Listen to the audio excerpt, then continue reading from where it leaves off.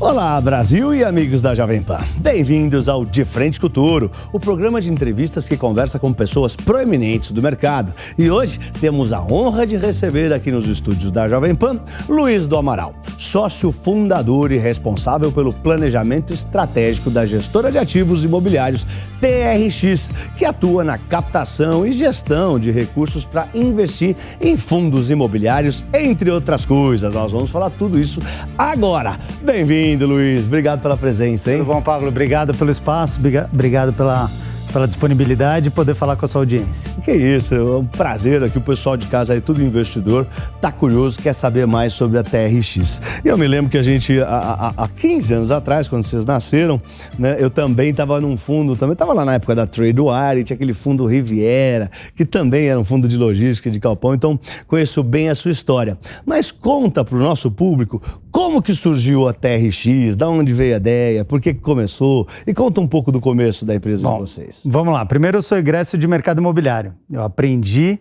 a ser do mercado financeiro depois de uma longa jornada no mercado imobiliário. Então, durante 10 anos, trabalhei com incorporação e construção. E em 2007, junto com uma outra gestora de recursos, a gente fundou a TRX com o intuito de trazer o DNA do mercado imobiliário para dentro do mercado financeiro.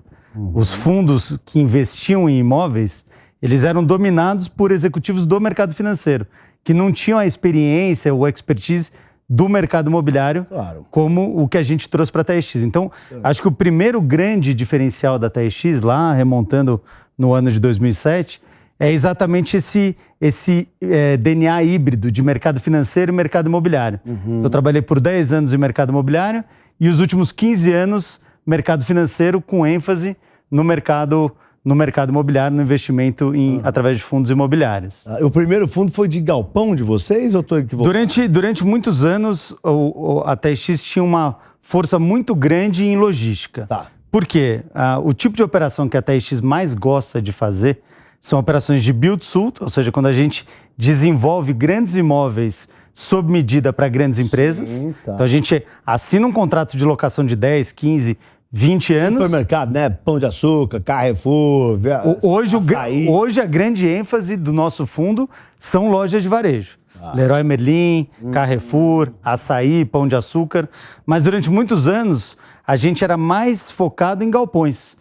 Então a gente acabou ficando com esse viés mais voltado para a logística do que outros segmentos. Mas a gente fez uma série de operações imobiliárias e sempre priorizando ter grandes inquilinos já pré-determinados antes de fazer o investimento. A gente começa a fazer o investimento já tendo o tomador do imóvel, que é uma grande vantagem, na verdade. Claro. Você não corre o risco de ficar com o imóvel vazio, né? Pelo menos durante um certo período de tempo, porque esses contratos build-to-suit, que são os contratos chamados no mercado como contratos de locação atípico, a penalidade pela rescisão antecipada do contrato são todos os aluguéis que faltam.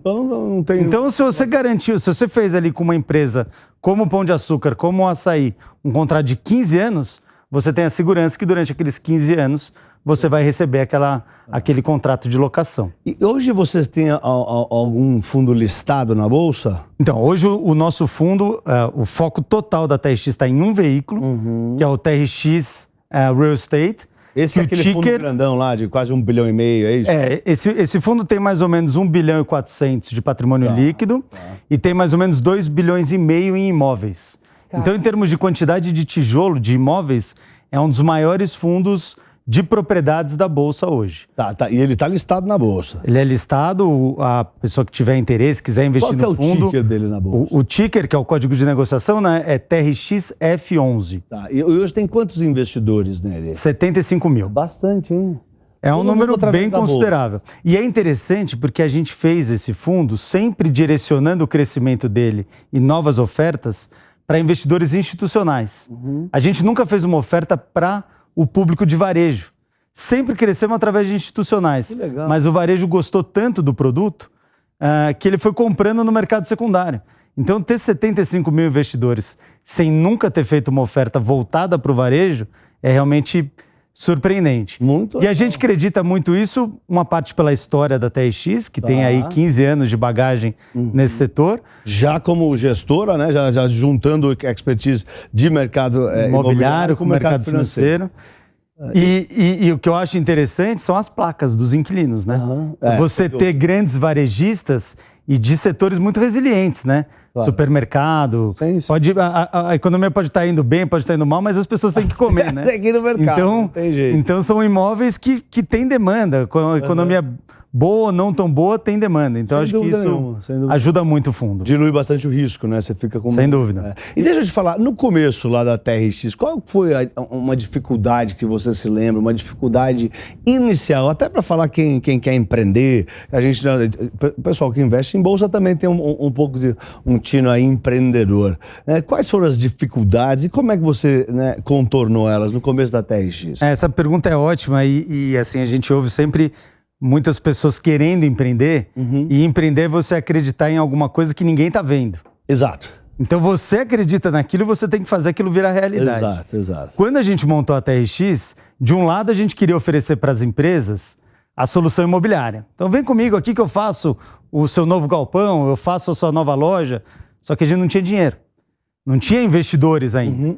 E do outro lado a gente chegava para os investidores e falava, coloca o seu dinheiro comigo, eu vou investir em galpões, vou investir em lojas. E ele falava, tá bom, mas cadê os imóveis? Então, o grande desafio do começo da TRX era o que a gente brincava de fazer musculação um pouco com um braço, um pouco com o outro. Porque você tinha que achar os imóveis sem ter dinheiro ainda. E você tinha que levantar o dinheiro sem ter os imóveis. Não, claro, então, conseguir acomodar essa equação e viabilizar dinheiro para os primeiros projetos foi realmente um exercício... foi um exercício curioso. Criar o produto, foi bacana. Criar o negócio do nada, né? Não, e tem um detalhe, né? Quando a gente começou, 2007, o mercado de fundos imobiliários era incipiente. Não, e ainda de logística, assim, pior. A gente foi o primeiro fundo temático, primeiro fundo imobiliário temático de logística do mercado. Que legal. Que é o TRXL11, que depois acabou virando o BTLG, que é o fundo de logística do BTG. Ah, tá. Então, mas o que eu estava falando que é interessante, que quando a gente começou, o mercado de fundo imobiliário era praticamente nulo. Sim. Então a gente nem usava o veículo fundo imobiliário, a gente usava FIPs, que era FIP, eu me lembro. Em participação. Eu me lembro, era FIP. Né? Que era fundos que tinham prazo determinado, eles não eram listados. Tinha uma série de características. Verdade. Quando a gente fez o primeiro fundo imobiliário em 2010, o mercado inteiro tinha 15 mil investidores. Imagina, o mercado inteiro 15 mil investidores. É pouco. Hoje, o mercado de fundos de investidores, né? O mercado de fundos imobiliários, tem 2 milhões de investidores. Nossa Senhora. Olha o gap, o tamanho do crescimento da indústria. Que legal, hein? E hoje, como é que tá a TRX? Conta pra gente como que tá a TRX hoje. A TRX tem uma trajetória longa, a gente já investiu mais ou menos 7 bilhões e meio de reais em imóveis. Uau. Ao longo desses 15 anos, seja desenvolvendo, seja comprando imóveis prontos e através de operações de sale-leaseback, né, que a gente compra e realuga para o inquilino, compra da empresa e realuga para eles, né? Então a gente tem um volume bem grande de imóveis executados, mais de 1,5 milhão de metros quadrados de área bruta locável desenvolvida ou comprada. E a gente teve uma jornada que a gente diversificou bastante, a gente ampliou muito o leque e depois percebeu que aquilo estava contaminando um pouco a nossa capacidade de entrega. Entendi. Então o que a gente fez? A gente simplificou muito o modelo de negócio da TRX e resolveu focar 100% das energias em um fundo. Tá. Como é que funciona nos Estados Unidos, né? Os primos dos fundos imobiliários são os REITs, né? O Real Estate Investment Trust, que são os fundos imobiliários americanos. Sim. Lá eles funcionam como empresas. Então, um grande fundo tem o time, tem o CEO, tem a diretoria, tem todo aquele time dedicado para aquele fundo. A gente resolveu fazer algo parecido aqui de acordo com a legislação. Tá. Fazer um grande fundo de tijolo e o time inteiro da gestora dedicado àquele fundo. Então, ao invés de ter vários fundos, tem um fundo de prédio, tem um fundo de galpão, tem um fundo de loja. Não, vamos fazer um fundo de properties, um fundo de tijolo. Que pode investir grande. Em vários lugares, é isso? O nosso fundo tem um mandato amplo, ele pode investir em qualquer tipo de imóvel, mas a gente vê muita oportunidade em continuar atuando onde a gente já atua, que são imóveis voltados para o varejo. E é uma estratégia vencedora que está se provando... Está se provando vencedora e extremamente demandante de capital. Então, quando você fala com o CEO do Açaí, quando você fala com a alta direção da Leroy, você vê o apetite deles pela expansão. 20 lojas, 30 lojas, 40 lojas por ano. Você vai ver cada loja dessa custa 50 milhões, 60 milhões. Claro. Então você está falando aí de investimentos de 1 bi, 1,5 bi por varejista desses grandes. Então, é um mercado enorme. Na nossa visão, tem tudo para em poucos anos ser a maior classe de ativos dentro do setor de fundos imobiliários. Porque a demanda por imóveis com essa característica é gigantesca, né? Que legal. E como é que vocês atravessaram a pandemia? A pandemia foi um sufoco para muita gente, né? Assim, sei lá, quem estava no online, talvez, né, na parte online melhorou, todo mundo ficou em casa assistindo, mas quem estava no varejo, por exemplo, ficou assustado, com medo. Teve gente, governador aí fechando supermercado em alguns estados do país. Como é que vocês enxergaram e atravessaram a pandemia? Então, a gente acabou, ali foi um pouco de sorte, né? Porque a gente começou esse fundo novo no segundo semestre de 2019. No começo de 2020, a gente fechou uma operação com o Grupo Pão de Açúcar para fazer uma desmobilização no valor de 1 bilhão e 300. Então a gente ia comprar 50 lojas do Grupo Pão de Açúcar, comprar deles e realugar para eles por 15 anos. Fechamos esse contrato, 1 bilhão e 300, mais ou menos final de fevereiro, comecinho de março. Nossa, na hora que chegou, 1 minuto antes de chegar. A gente assinou uma semana depois, lockdown, bolsa desmoronando. E aí a gente precisou de muita habilidade, muita negociação, muita conversa com o Pão de Açúcar para conseguir acomodar aquela operação que a gente tinha que fazer em 60 dias, fazer ela trancheada. A gente falou, calma. O mundo mudou, né? O mundo está literalmente fechado. É isso. Então, a gente conseguiu conversar com eles, eles entenderam, super parceiros, a gente só tem elogios ao time do Pão de Açúcar e do Açaí, trancheamos as operações e fomos comprando. A cada 60 dias a gente liquidava 200, 300 milhões, mas conseguimos liquidar, compramos todo esse portfólio imobiliário e acabou dando sorte porque o setor que a gente estava era muito resiliente. Claro. Você falou de alguns governadores fecharem supermercado, mas isso foi a minoria. Né? Os supermercados foram uma das poucas atividades que continuou funcionando. Está aberta, claro. E o legal desses imóveis, que são imóveis grandes, de 4 mil, 5 mil metros quadrados de área bruta alocável, é que além dele servir para o varejo, ele atende uma logística avançada. Porque hoje, quando você compra no e-commerce, você quer receber aquilo de preferência em horas, né? Nossa, hoje em dia já está em horas. Tá Você não quer mais receber dali 2, 3 dias. Então, essas nossas lojas de varejo, elas servem também como um ponto de logística avançado. Entendi. Então, embora a pandemia tenha sido muito cruel do ponto de vista de captação, de apaziguar os ânimos com investidores, todo mundo ter a serenidade de atravessar aquele momento que ninguém sabia bem aonde ia dar, a gente estava posicionado num setor muito resiliente para esse tipo de crise.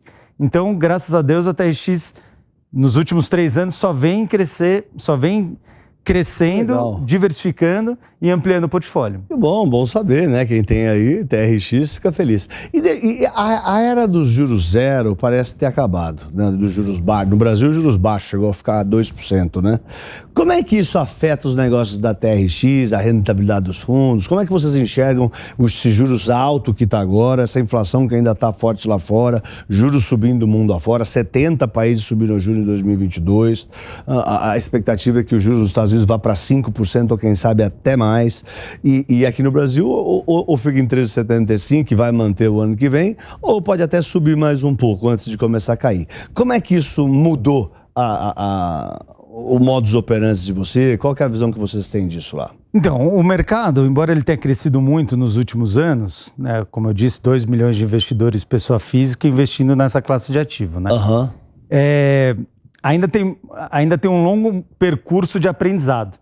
Então, o certo qual seria? Você pegar o dividendo do fundo imobiliário, 8, 9, 10% ao ano, e comparar com os juros real.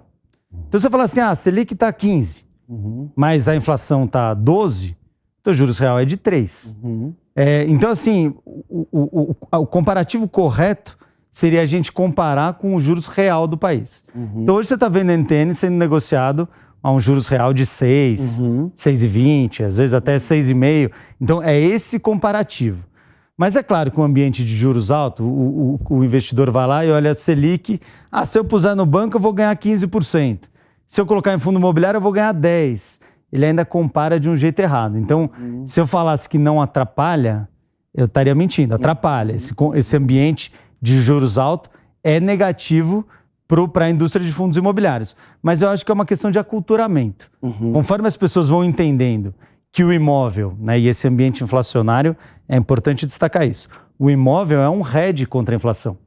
Em épocas de inflação altíssimas, todo mundo queria ter imóvel, porque o imóvel te protege. A falta de liquidez do imóvel te protege para o bem e para o mal, né? Você acaba corrigindo ele pela inflação. Então, quando você fala que você está recebendo um dividendo, você está falando, esse dividendo eu posso usar. Posso usar para levar minha mulher para jantar, posso usar para fazer uma viagem, fazer supermercado, porque a inflação eu estou sendo protegido através dos imóveis. Então, eu acho que com o tempo, oscilações de juros deveriam ter menos impacto na continuidade do crescimento da indústria, mas sempre comparando com o juros real. Então, se você pegar o dividendo médio do IFIX, que é o índice que aglutina os principais fundos imobiliários, geralmente ele gira um prêmio em cima de 2 a 2,5 pontos percentuais acima do cupom, ou seja, da parte fixa dos juros de um título do governo. Então, eu acho que é um pouco isso. É um pouco mais suado para você conseguir levantar dinheiro, menos teses ficam atrativas, mas continua existindo a indústria. No nosso caso, como a gente está falando de contratos longos, com grandes varejistas, imóveis muito bem localizados, a gente continua tendo espaço para captar. Não à toa, no segundo semestre de 22, a gente captou mais de 500 milhões de reais em dinheiro novo no fundo. Foi o fundo de tijolo que mais captou no ano. Nenhum fundo captou como o nosso. Que legal. Então no geral, os fundos de tijolos estão atraindo os investidores ainda. Então, depende do fundo. Tá. Se você pegar fundo de prédios comerciais, dependendo do perfil do prédio, tem mais dificuldade. Se você pegar até outro dia fundos de shopping, estavam tendo bastante dificuldade. Então, não dá para misturar tudo. Tem que analisar bem cada classe de fundo imobiliário e ver qual que é o momento de cada uma.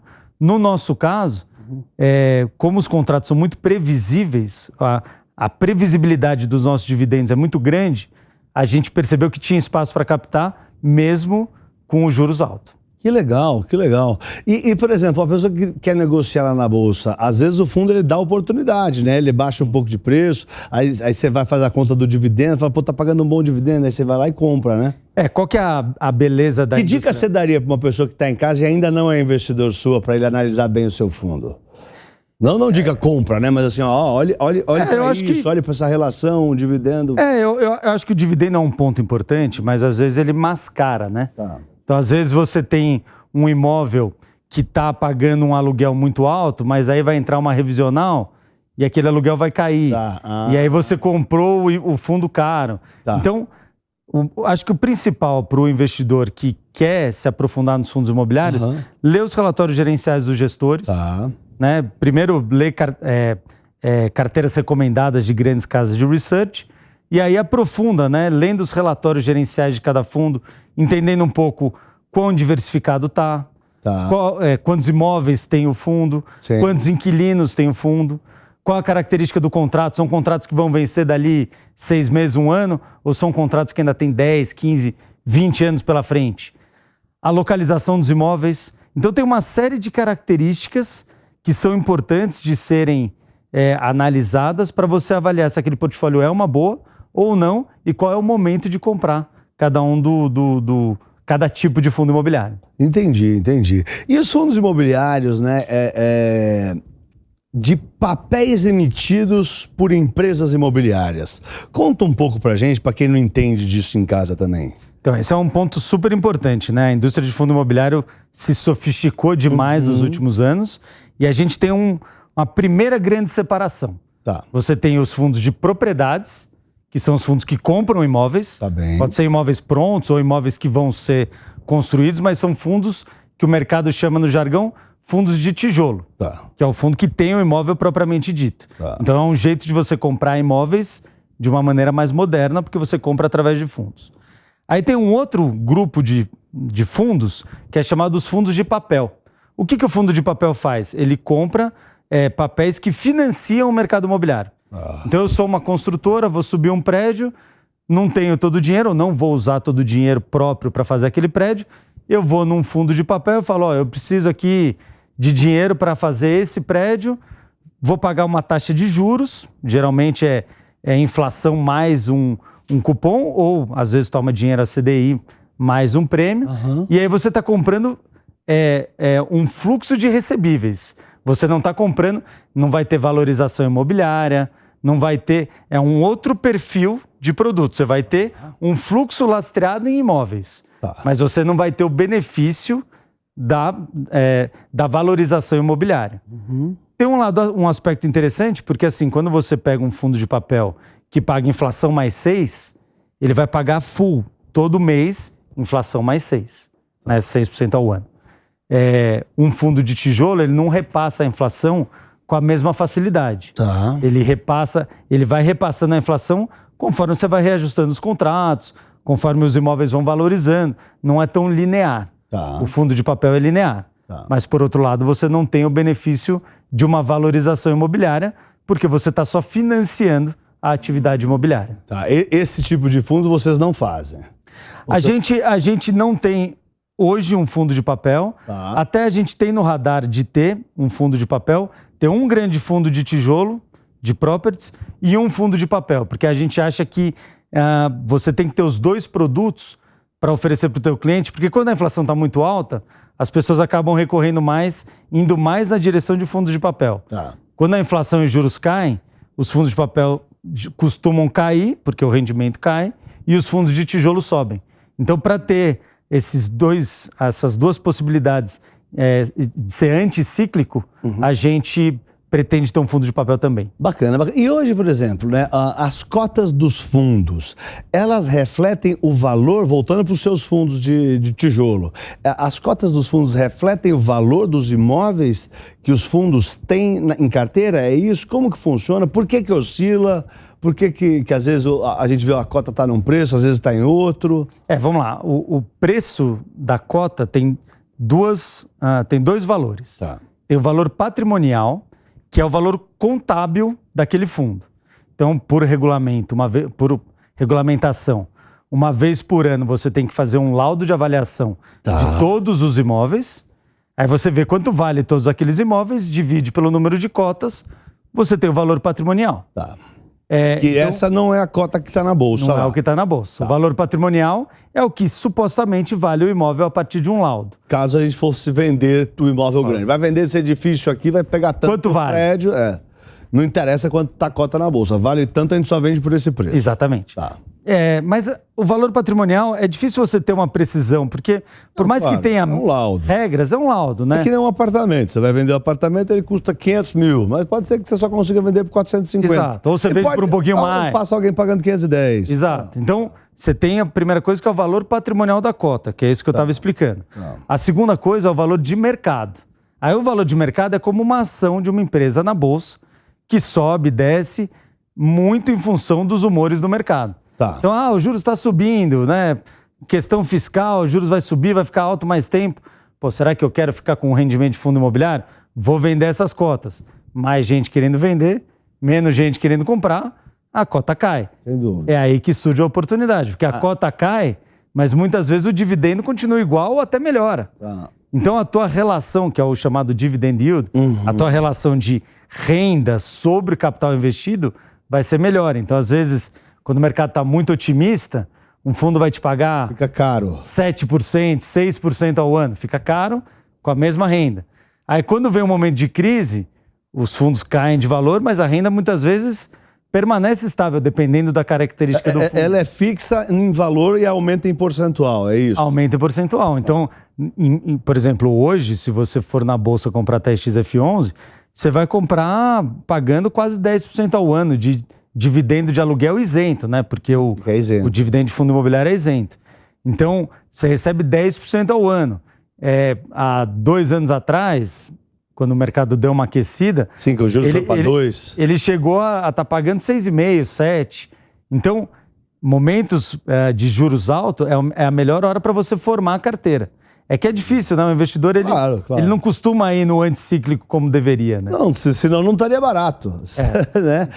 Exatamente. E, então, por exemplo, você comparar o valor patrimonial do fundo com o valor da cota em bolsa, quando está valendo o fundo em bolsa, também é mais uma ferramenta para ele saber se está fazendo um bom investimento ou não. No fundo de papel, essa simetria é mais importante, porque no fundo de papel, a marcação dos papéis, a marcação a mercado, é diária. Então, todo não tem muito para onde correr. Não tem muito para onde correr. Então, se o valor de mercado se o valor patrimonial é 100, você não vai pagar 130 no mercado. Claro. Você pode pagar 102, 103, 105, mas não vai pagar 130. Assim como dificilmente você vai comprar a 90, 80 no mercado. Claro. Já o fundo de tijolo, você reavalia o imóvel uma vez por ano. E é uma avaliação, é um laudo de um terceiro, que tem uma metodologia, mas não necessariamente reflete de maneira perfeita não é tão preciso, o valor daquele então dá ativo. Oportunidade. Então, às vezes, você pode comprar um fundo de tijolo com 10, 15, 20% de ágio e ainda assim está fazendo um bom negócio.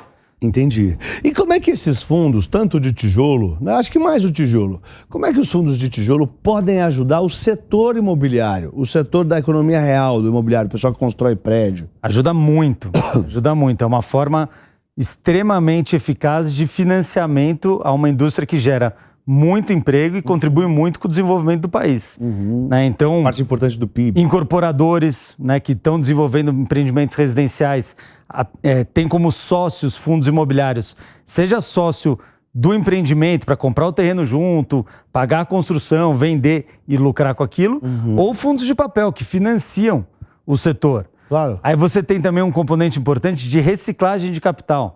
Porque às vezes um desenvolvedor imobiliário foi lá e fez 500 mil metros quadrados de galpão. Aí alugou tudo. Aí ele fala, pô, já fiz, já aluguei, já estou recebendo uma boa renda, me custou 100, eu tenho a oportunidade de vender aqui para um fundo imobiliário por 120, vou realizar esse lucro e vou começar tudo de novo. Vou comprar terreno, vou aprovar projeto, vou construir. Então é uma forma de reciclar o capital de incorporadores, de desenvolvedores imobiliários, para começar uma nova leva de desenvolvimento, uma nova leva de construção, e a pessoa física final do fundo imobiliário está super feliz de ter comprado aquele imóvel porque está recebendo aluguel do Mercado Livre, está recebendo aluguel da Ambev, está recebendo aluguel da Amazon. Isento, né? Isso é importante. Se você compra um prédio, você compra um apartamento, você aluga, você tem que pagar o imposto, não tem jeito. Então, ele é isento, a gente não sabe se isso é uma característica que vai perdurar para sempre. Claro. Vira e mexe, vem esse assunto. O fundo imobiliário, ele é bom sendo isento ou não. Por que ele é bom? Porque com pouco dinheiro você fica sócio de grandes imóveis, pouco dinheiro você diversifica muito, você tem a liquidez fracionada, então a cota vale R$100, R$10, você põe a venda fracionada. Então tem uma série de vantagens a indústria de fundos imobiliários. Não é apenas a isenção, mas é claro que a isenção. E você acredita que pode mudar, né? Que essa, por exemplo, tinha uma proposta para tirar a isenção desse tipo de fundo para pessoa física. Você acha que existe a possibilidade de mudanças no setor? Acho que a possibilidade sempre existe, né? O governo está sempre... Mudança de governo também. O governo está sempre procurando aonde cobrir o buraco, né? Em vez de gastar menos, está sempre procurando aonde arrecadar mais. Então, o risco eu acho que existe, mas é uma indústria ainda incipiente. Então você tem 2 milhões de investidores no Brasil, nos Estados Unidos você tem 80 milhões. Ô, louco. E que 25% da população investe em fundo imobiliário lá. Que setores dos fundos imobiliários você acha que pode se aquecer mais, pode crescer mais aí? Eu aposto muito no setor que o TRX está inserido. Né? Eu acho que o setor de varejo, desse grande varejo, grandes lojas, eu acho que tem muito potencial. Gosto do setor de logística, acho que a indústria de galpões logísticos no Brasil ainda é pequena, perto do potencial do Brasil. E prédios de escritório bem localizados, na Faria Lima, prédios AAA, né, de qualidade excepcional, esses não tem muito erro. Prédio lá no Largo da Batata. No Largo da Batata, maravilhoso o prédio. É isso aí, muito obrigado, Luiz. Muito conteúdo, muito bacana, ajudou a turma lá de casa a entender mais de fundos, da indústria. E parabéns pelo trabalho muito bom que você tem feito lá. Obrigado, Pablo, incrível estar aqui, para mim é um prazer. Bom te rever depois de todos esses anos e espero poder conversar mais vezes com você. É isso aí. E você que está aí em casa, né? Eu acabei de conversar com o Luiz do Amaral, que é sócio fundador e responsável pelo planejamento estratégico da gestora imobiliária TRX. Um forte abraço e continue com a gente aqui na programação da Jovem Pan. Vai, Torinho! Vai, Torinho! Valeu!